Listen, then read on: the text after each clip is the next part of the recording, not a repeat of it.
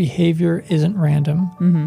Behavior is a form of communication. Yep. And especially with kids, because they don't know how to verbally communicate what they're thinking, what they're feeling, what they need.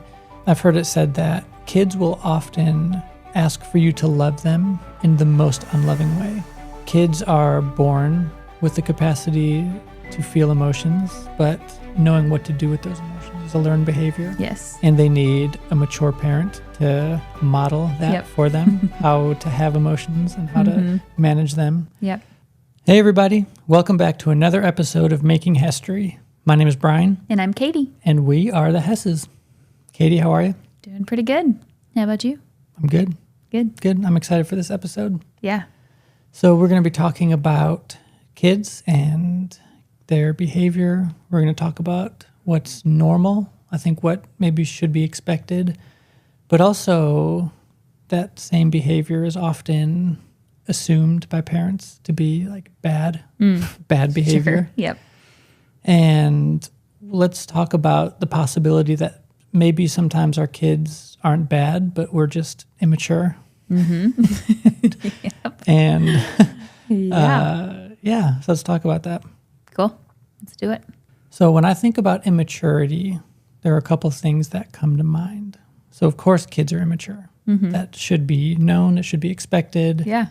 But when I think about how immaturity is like displayed in people, not just in kids, but in adults too, when I think about what that looks like, I think about irresponsibility. And what I mean by that, I know we have whole episodes on this, but for anybody new, give a very quick definition of what I mean by that. So responsibility, the word responsibility broken down means the ability to respond.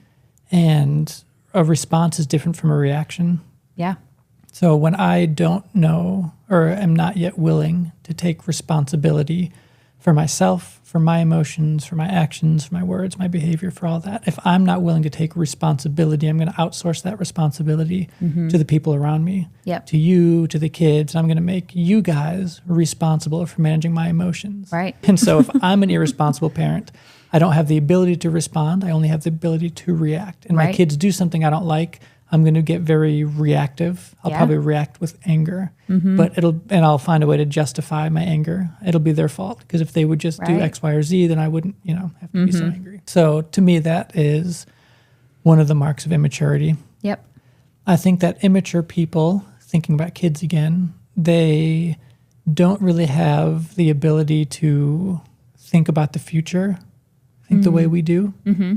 They are very much in the present. Right. And that makes them very reactive to what they're thinking and feeling and experiencing right now. Yes. Without having the ability to think about how they might act differently in order to produce a better outcome or a better future for themselves. Right. I mean, if you've been around a kid for half of a day, you know that if they see like some kind of treat, whether it's like somebody else has one, there's an advertisement for one, it's just in the cabinet that you open for 2 seconds and they see it, they need that right now. They weren't thinking about it up until the point that their eyes actually saw it. But now that they've seen it, that's like the most important thing ever to them. And so when the answer is no to those treats, what happens 98% of the time? They're like, oh, please. It like turns into this big thing where like just 10 seconds before they hadn't even thought about it. But now it feels like life or death to them. Like, I must get this treat. Yeah. And so that's that reactionary, like, okay, I see this and now I need it. And there's no like, well, what if I had today? Is it about to be dinner time? Like, have we already had a ton of sweets? There's none of that like logical thinking in there. It's just the reaction. I want it and I'm going to do what I feel like is going to get it to me now.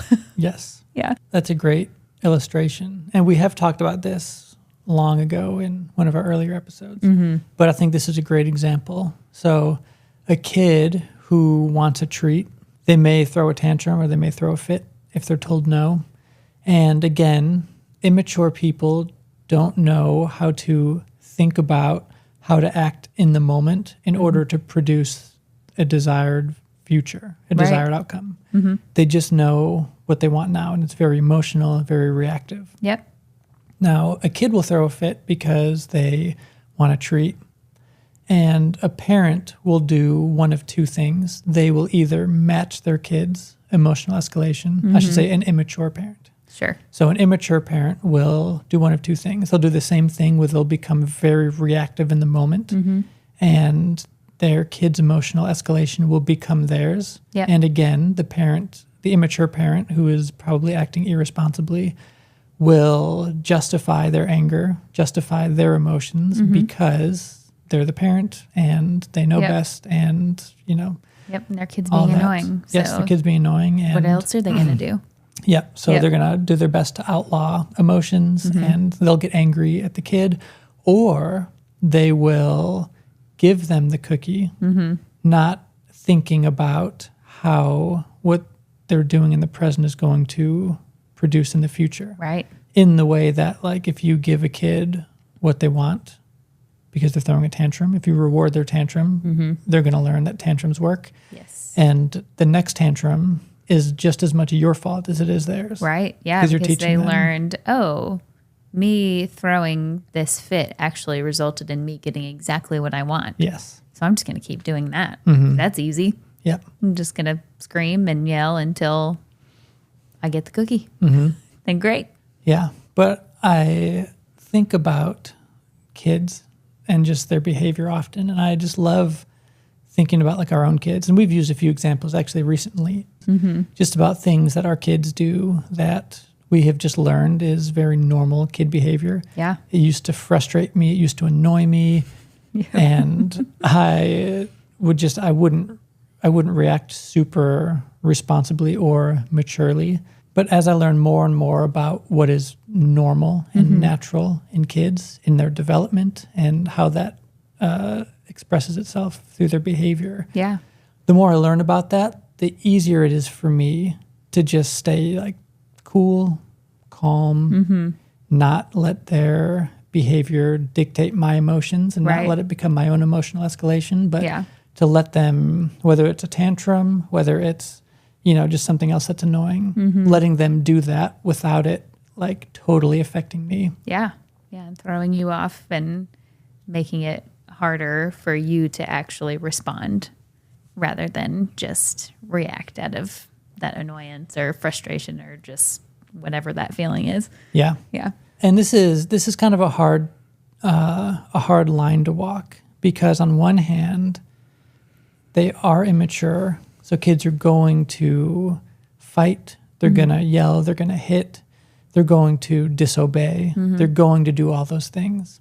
So there's no getting around that. But at the same time, the question is, how do we recognize that that's normal while leading them into like a more excellent way Yeah. of being? So Right. like, what does that look like to say, I understand that this is like a very normal reaction for a kid. This is very normal, typical kid behavior, Yeah. while also not condoning it Yes. or approving of it. And so that's the key. Right. That's finding like the sweet spot right Yeah. in the middle of being like, okay, I'm going to remain calm while you're having this reaction, this freak out, whatever it is. I'm going to stay calm.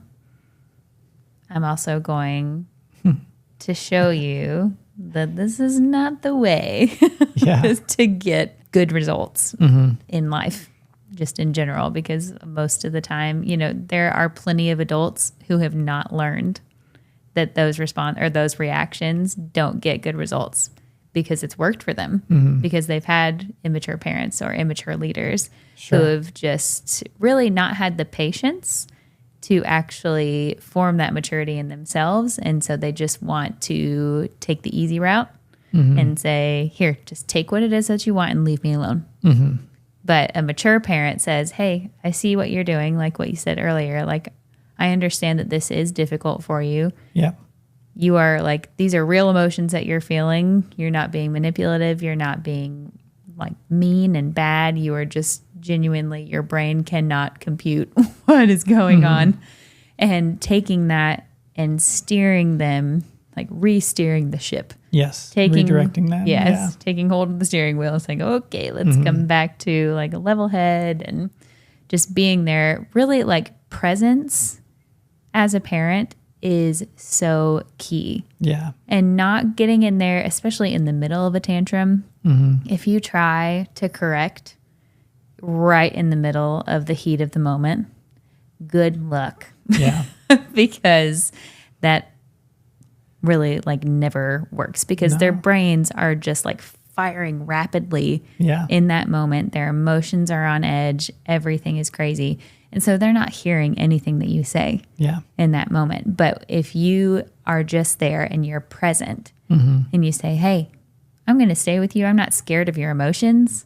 I'm not afraid of what you're saying to me right now, but I'm here to show you what a calm and present person looks like in this tension, whether it's, really trivial or really intense. It can be both, that you are steady, you're there, ready to help them whenever they are back to a calm place. Yeah.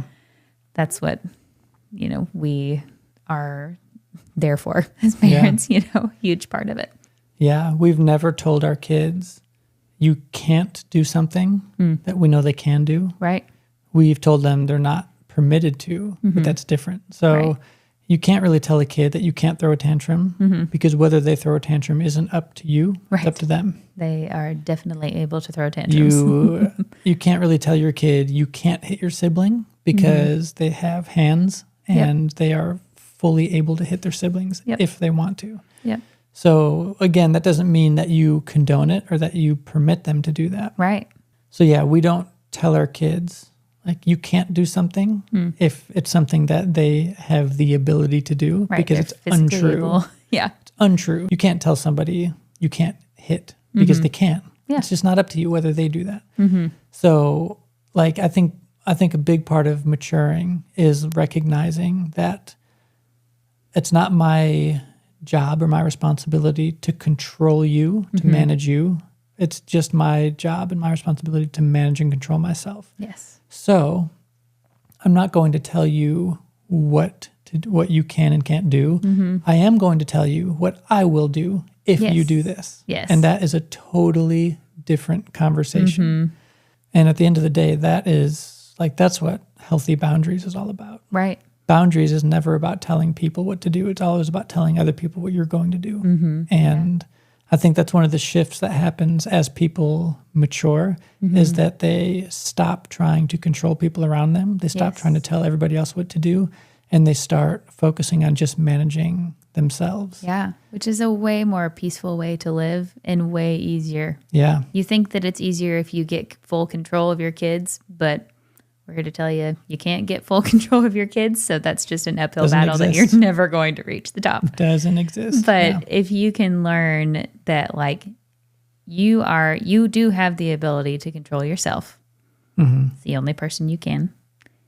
And no matter what is going on around you, no matter what your kid's doing, no matter what your boss is doing, no matter what your husband or wife is doing, you can still remain at peace. You can still remain in control of your emotions. You can still, be that steady person. And again, that comes with having the ability or even the desire, the willingness to cast a vision for your future. Yes. And decide who it is that you want to be. Right. Who do you want to be as a parent or as a spouse or whatever? And then deciding, okay, well, how can I act today in such a way that will lead me to this desired outcome, that I will move towards the goal of becoming this type of person.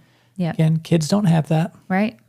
Many parents don't even have that. Right. If we're being honest. Yeah. But it's something that we are like working on every day. It's just figuring out how can I manage myself and control myself? How can I get through today without allowing my kids to control my emotions? Yes. Because think about long term. If you've got a kid in your house for, we'll just say 18 years.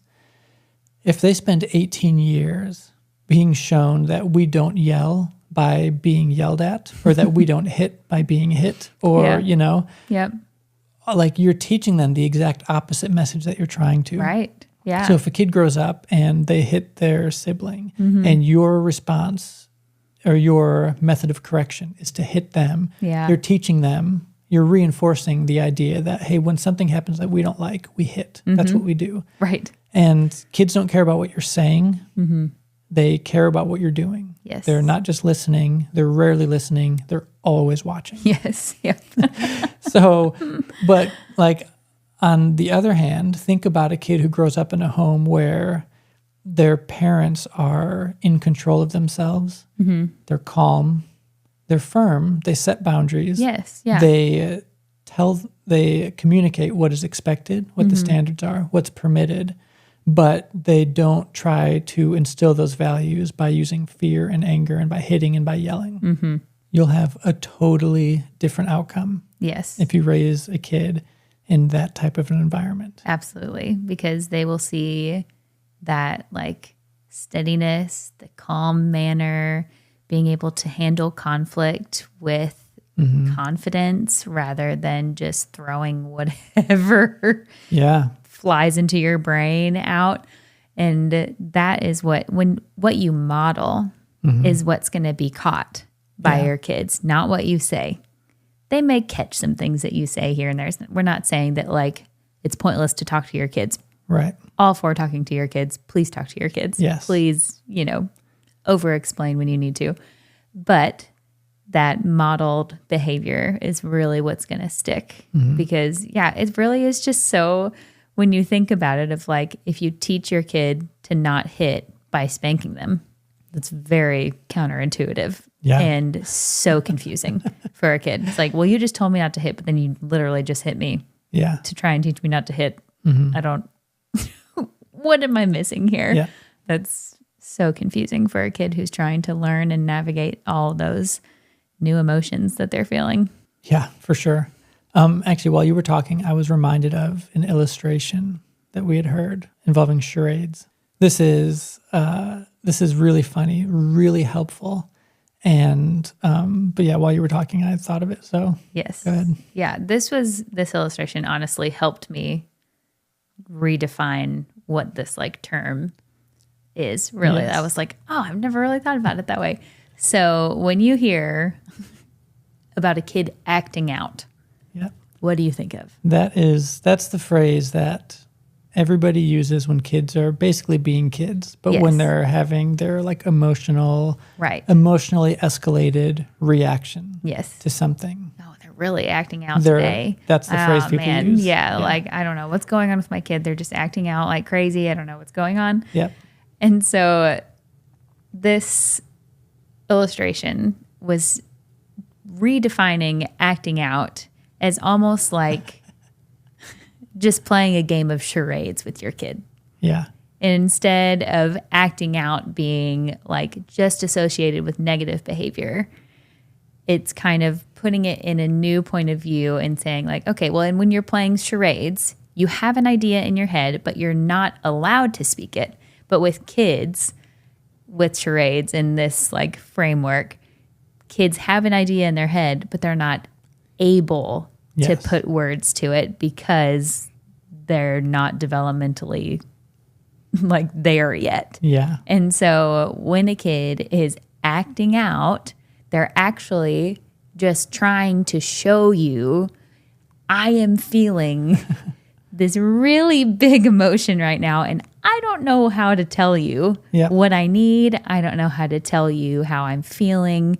When they're having those big emotions and they're acting them out, they're showing you, I need help. And us as parents can step in and say, hey, it looks like you're feeling frustrated. Yeah. And you can put a name to that emotion. And so you are literally playing charades with the kid. And while you're not calling out characters, you're calling out emotions. Yeah. And saying, oh, it looks like you're feeling really sad or disappointed or frustrated or angry, whatever the emotion may be.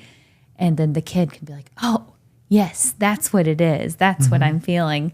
And then you can kind of help them navigate back to peace and joy and, reassure them that like, hey, this is okay. You're safe to feel this, but let's help you get up out of it. Yeah. So it's either like you said, the kid is experiencing a really big emotion and they don't know how to manage that, which again, that's very normal. Yeah. Kids are born with the capacity to feel emotions, but knowing what to do with those emotions is a learned behavior. Yes. And they need a mature parent to model that for them, how to have emotions and how to manage them and handle them. Yep. But the other thing, you touched on this too, the other reason kids will act out is because they need something and they don't know how to verbally communicate that they need something. Yes. Often what they need is connection. Right. They need time with you. They need your attention. So if kids have like a, I guess you could say like a deficit of attention, like they're not getting the connection that they need from you, that will manifest itself in what parents often call acting out. Yes. And then that kid will get in trouble for acting out because they needed something from you that they didn't know how to tell you. Yep. I've heard it said that kids will often ask for you to love them in the most unloving way. Oh, yeah. Interesting. And I think that's really true. But again, how often do kids get labeled as bad because they don't know how to handle their emotions, they don't know how to communicate what they need, and they're constantly getting in trouble for needing connection. Right. Yeah. And because so- all we see is the behavior. Yes. And so it's like, well, just quit doing that. Why are you doing that? Why are you making that annoying sound over and over again? Like, what's happening? Yeah.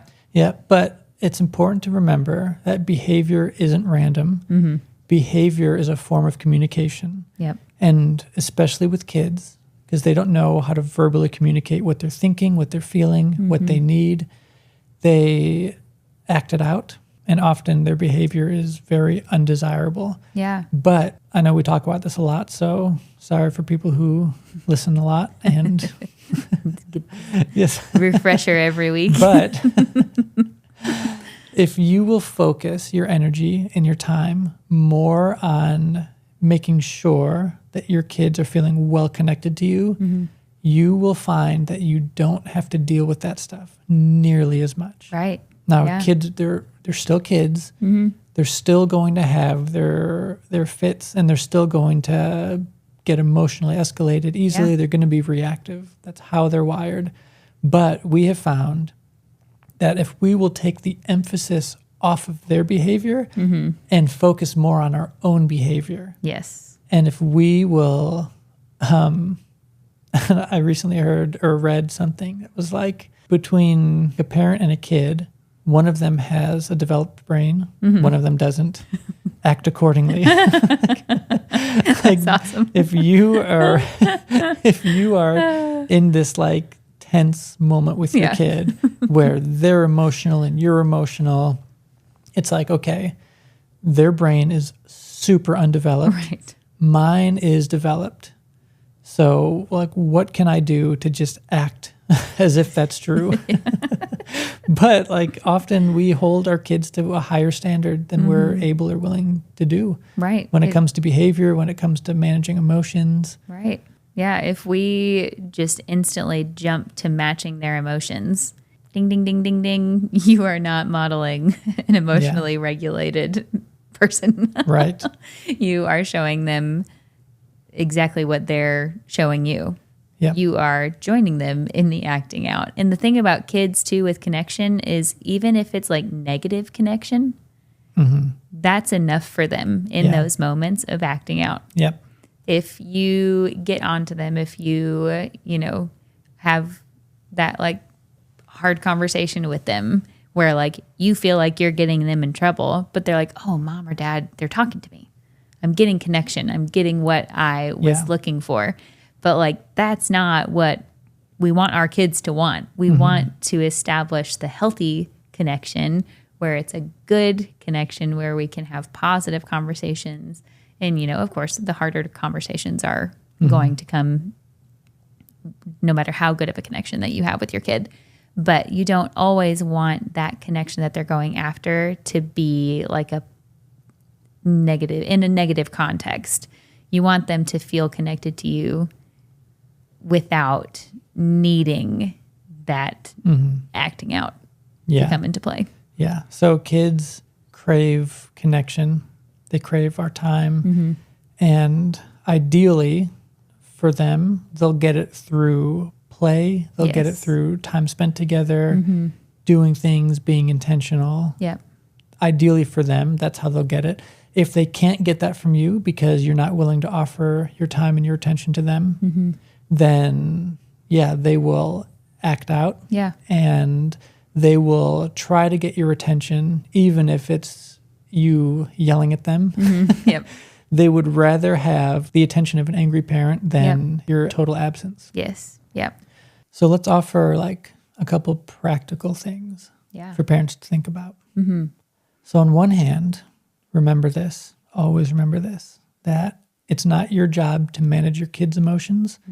And it's also not your kids' job to manage your emotions. That if you will put your effort and your time into becoming the type of person who has self-control, who has vision for who they want to be, and are taking active, even if it's just baby steps in that direction. If you will just actively take small baby steps in that direction and learn how to behave today in such a way that you will become the type of person that you want to become, it will change like everything about your relationship with your kids. Yeah. And connection, I feel like when we talk about it in a broader sense, it sounds really big and scary. Like, well, how do I connect with my kid? And like, what does that even mean? What does that look like? Yeah. So a few like practical ideas for connection, especially with younger kids. It really doesn't take much.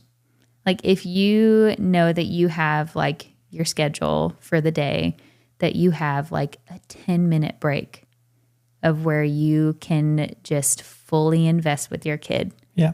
That will be enough for them. Yeah.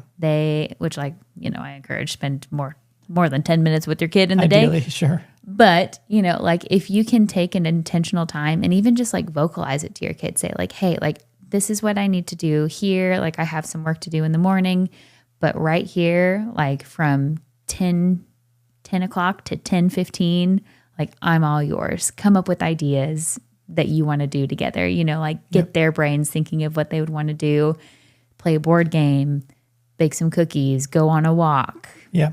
Just hang out and look at old pictures together. Like you can make it really simple, but just having that uninterrupted time where you're not looking at your phone, you're not having to get up a million times, to go do other stuff, and you are just there focused on your kid. They will see like, oh, I'm valued by my parent. They want to spend time with me. And it really like simplify it, and that'll be good for them. Yeah. There have been times where I'm working on something and it's hard because we're home so much just because the nature of our work. Right. We just don't we just do a lot of it from home. And so I think that's hard sometimes for the kids because Nora recently has been bringing up often that I work so much. Yeah. Which is so funny because it's like, Nora, like you don't even know. Like if I had like an office job and I was gone from like 8 a.m. to 6 p.m. Right. Like that would be very normal. Yes. And, You'd have dinner time and bedtime. And so, and that's it. But anyways, like I understand from her perspective, it's hard because it's like, well, Dad's always home, but he's like always on his computer. He's always, doing stuff on his phone. And that's hard too, because there is so much that I do that requires me to be on the phone. Yeah. And so true. like, that's a bummer. It's like, we're not just on our phones because we want to be, and we're, it has a purpose. But anyways, there have been times where Nora will like, if I'm in the basement or in the bedroom or whatever, I'm on the computer and she like really wants to hang out. Sometimes I'll be like, okay, I'll tell you what, I need like an hour to finish up what I'm working on. And I'll say like, if you'll give me an hour and just let me like focus and let me get this done, then we'll go then tell me what you want to do and we'll go do something. Yeah. And I'll say, I might put a time limit on it, say like for like a half hour or whatever, Yep. And usually it's something like Legos. That's her favorite thing to do with me. Yes. But I'm always careful to communicate to her, like, I want to hang out with you. Yeah. There is this thing that I need to do right now. So if you will allow me to do this, then I would love to go do whatever with you. If it's Yes. Legos, if it's a board game, Yep. something like that. But at the end of the day, kids will act out, or they will act in such a way that a lot of people would qualify as like bad behavior. Sure. Yeah. Simply because they're lacking connection, they're lacking our time and our attention. And again, they don't know how to ask for that. And so so it shows up in their behavior. Yeah. And it's often very undesirable behavior. Right. It can come across as really disrespectful.